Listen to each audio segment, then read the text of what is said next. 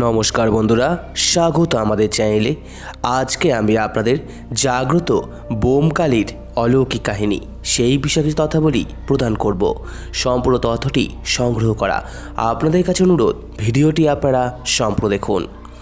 মা সিদ্ধেশ্বরী বোমকালী, বাগবাজার, কলকাতা। তখন গভীর জঙ্গলে ভরা ছিল সুতানুটির এই অঞ্চল, আর ছিল ডাকাতদের আড্ডা। জব চানকের পায়ের স্পর্শ তখনও পায়নি আজকের কলকাতা। স্থানটি বাগবাজারের শেষ সীমানা মজে যাওয়া মারাঠা খালের দক্ষিণ পারে।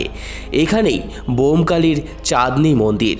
আকার উচ্চতায় প্রাচীন মন্দিরটি বেশ বড়। বাগবাজারের সিদ্ধেশ্বরী কালী মন্দির ছেড়ে কুমারটুলি ছাড়িয়ে এলেই বোমকালীর মন্দির। সমতল ছাদ বিশিষ্ট সাদামাটা দেবীর মন্দির। গর্ভমন্দিরে শ্বেত পাথরে বাঁধানো পঞ্চমুণ্ডির আসন বেদি। এর উপরেই বোমকালী সিদ্ধেশ্বরীর মূর্তি প্রতিষ্ঠিত।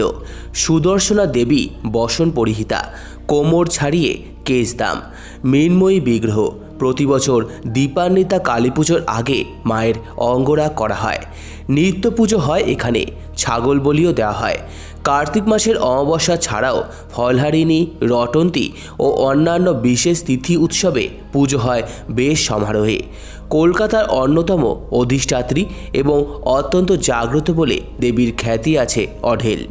সেকালে ভাগীরথী তীরে এখানকার গভীর জঙ্গলের মধ্যে তন্ত্রমতে কালী সাধনা করতেন এক তন্ত্রসাধক। একসময় তিনি সিদ্ধিলাভ করেন।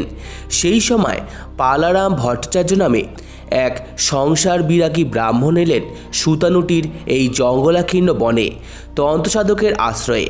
তিনি বাস করতেন জেলা বর্ধমানে দামোদর নদীর তীরে অজ্ঞান গ্রামে।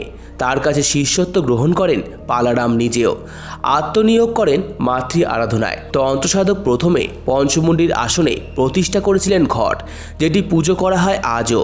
পরে সাধক পালারাম প্রতিষ্ঠা করেছিলেন বোমকালী সিদ্ধেশ্বরী নামে মৃন্ময়ী বিগ্রহ, যেই পুজো শতাধিক বছরের বেশি সময় ধরে চলে আসছে অবিচ্ছিন্ন গতিতে।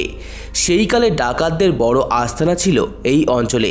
জনশ্রুতি রয়েছে, বোমকালী মায়ের পুজো না দিয়ে তারা কখনো ডাকাতি করতে যেতেন না।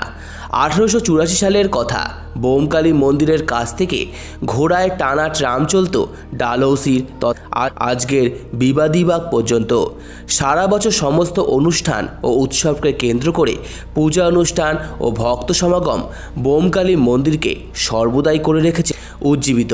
সেকালের বোমকালী শুধু সুতানুটি নয়, একালের কলকাতায় সদা সর্বদা জাগ্রত।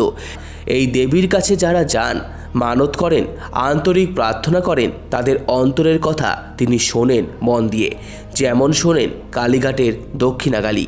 তো আমার এই ভিডিওটি ভালো লেগে থাকলে অবশ্যই লাইক করুন, আমাদের চ্যানেলকে সাবস্ক্রাইব করুন, প্রদর্শন শেয়ার করুন, কমেন্ট করুন এবং ধন্যবাদ।